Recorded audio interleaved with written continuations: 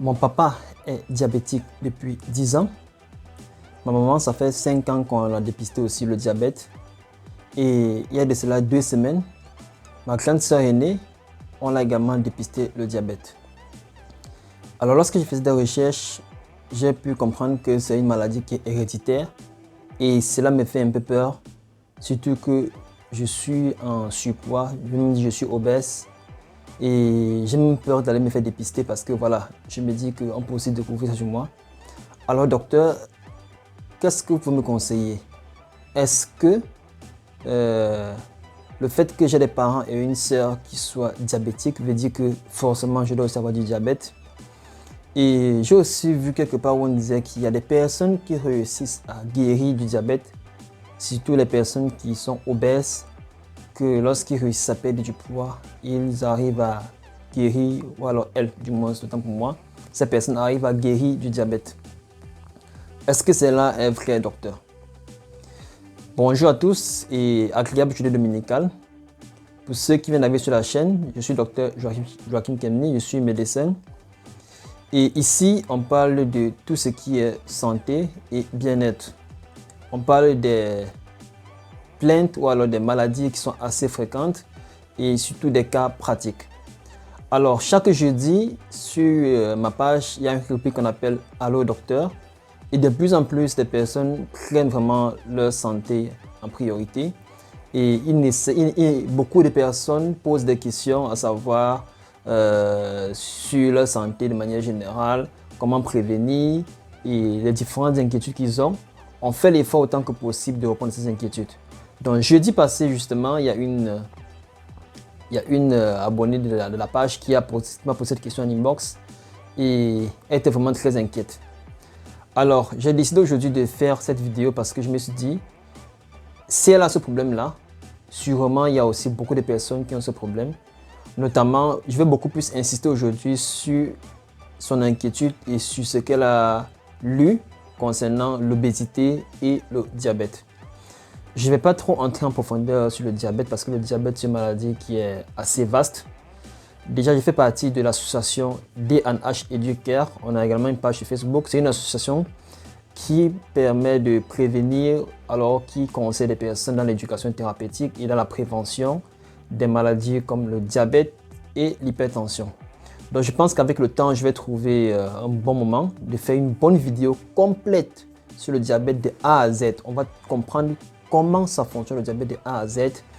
Comme ça pourra aider non seulement les personnes que nous suivons dans cette association, des personnes qui sont ici sur cette chaîne et suivent ma page, qui sont soit diabétiques ou alors qui sont diabétiques et qui auront besoin de ça pour être éduqués et mieux comprendre la pathologie. Ou alors des personnes qui ne sont pas encore diabétiques, qui auront envie de prévenir, qui auront envie de tout savoir sur le diabète. Ou encore même des étudiants en médecine qui sont là. Ou alors certains médecins qui veulent s'actualiser et faire le partage d'expérience. Je pourrais faire une vidéo et ensuite on va échanger dans les commentaires tout ce qui va avec.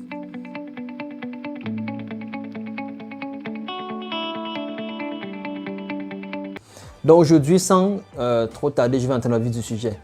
Alors de manière simple, c'est quoi le diabète? Le diabète, c'est simplement l'accumulation du sucre dans le sang. De manière simple, c'est ça. Quand on dit sucre ici, c'est beaucoup plus le nutriment, c'est-à-dire le glucose, qui est en quantité excessive dans le sang.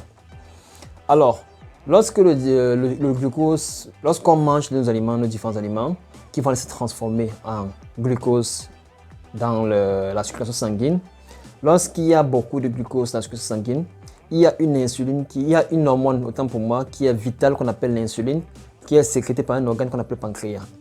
Alors, ce qui fait que lorsqu'on a des difficultés à sécréter soit cette insuline-là, ou alors lorsque cette insuline est sécrétée mais qu'il y a des difficultés afin qu'il y ait une bonne action, cela peut entraîner une augmentation du glucose dans le sang et sur le long terme, ça va former ce qu'on appelle le diabète, qui est simplement l'hyperglycémie, c'est-à-dire l'augmentation du taux de sucre dans le sang.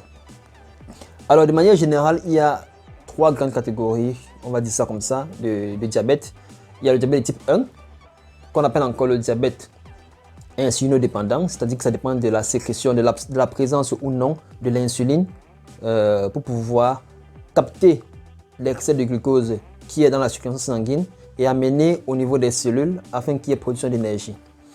Il y a le diabète de type 2, ou encore on appelle encore le diabète insulino-résistant, c'est-à-dire que le pancréas sécrète bien de l'insuline, mais lorsque l'insuline va aller prendre du sucre, du glucose, autant pour moi, dans la circulation sanguine, il aura des difficultés à pouvoir fixer cela dans les cellules, c'est-à-dire qu'il y a des différents éléments qui empêchent l'action efficace de l'insuline. Et avec le temps, vu que le sucre sera toujours en grande quantité dans la circulation sanguine, il y aura toujours cette commande-là. On va toujours informer au pancréas qu'il y a beaucoup de sucre, il faut sécréter de l'insuline. Le pancréas va sécréter beaucoup d'insuline et l'insuline ne pourra pas agir. Avec le temps, le pancréas va aussi se fatiguer.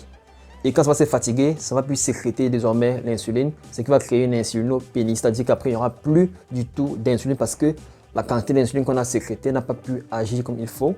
Et ça va faire qu'il y aura toujours cette augmentation du taux de sucre dans le sang. C'est ça le diabète de type 2, de manière simple. Alors, il faut savoir qu'il y a beaucoup de facteurs qui font en sorte qu'on peut avoir le diabète de type 2. On va beaucoup plus insister sur le diabète de type 2. Parce que le diabète de type 1, c'est quelque chose d'abord qui est très peu connu. La cause est très peu connue, autant pour moi. Et c'est environ 5% de la population qui souffre de ce diabète-là. Près de 90, voire plus de 90% de la population souffre du diabète de type 2. Et l'autre groupe de diabète, c'est le diabète que je ne vais pas trop entrer en détail, qu'on appelle le diabète maudit, le diabète mitochondrial ou encore le diabète dû à la grossesse. Donc, on ne va pas trop entrer en détail là-dedans. Alors, les facteurs qui font en sorte qu'on peut avoir le diabète de type 2, il y a notamment et surtout l'obésité. Aujourd'hui, je parle beaucoup plus de l'obésité parce que c'est le sujet du jour. Alors, lorsqu'une personne est obèse, l'excès de graisse dans le corps va empêcher l'action de l'insuline. On va dire ça simple comme ça. C'est-à-dire que quand tu as trop de graisse dans le corps, l'insuline ne pourra pas bien prendre le glucose qui est dans la circulation sanguine afin de envoyer dans les cellules et former de l'énergie. D'accord? Donc de manière simple, c'est ça.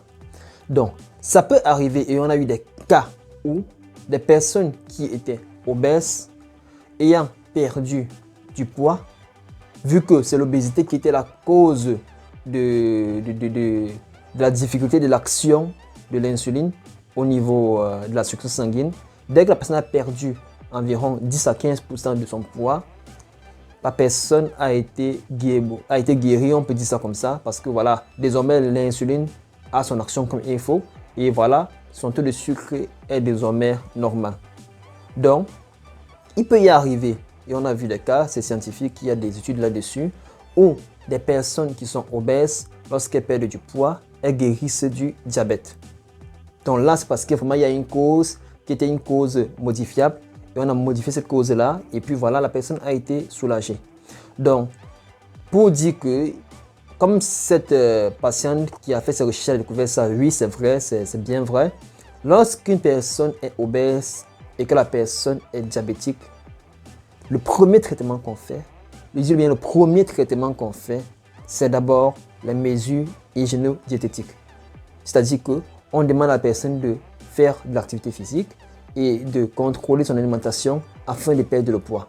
Et très souvent, lorsque la personne réussit vraiment ça, ça peut faire que la personne soit guérie totalement du diabète, ou alors la personne contrôle mieux son diabète et ne va pas dans les complications. Parce que c'est surtout ça le plus important dans le diabète. C'est pas forcément qu'il faut guérir, voilà, mais il faut contrôler le diabète afin d'éviter les complications. Donc, pour répondre de manière simple et en conclusion, on va dire que lorsque les personnes sont obèses, déjà, il faut aller vous faire dépister parce que le diabète, c'est une pathologie qui est lente, c'est un tueur à petit feu. C'est-à-dire que c'est avec le temps, c'est sur 10-15 ans, lorsque les complications apparaissent, surtout en Afrique, qu'on se rend compte et puis voilà, on agit un peu tard. Donc, lorsque tu es déjà en surpoids ou même que tu es obèse, il est important et capital de te faire dépister.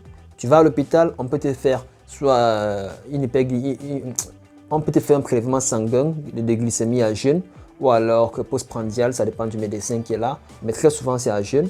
On te prend ta glycémie à jeûne Et lorsqu'on voit que voilà, ça va au-dessus de 1,26, sinon en moyenne, ça doit être aux alentours de 1.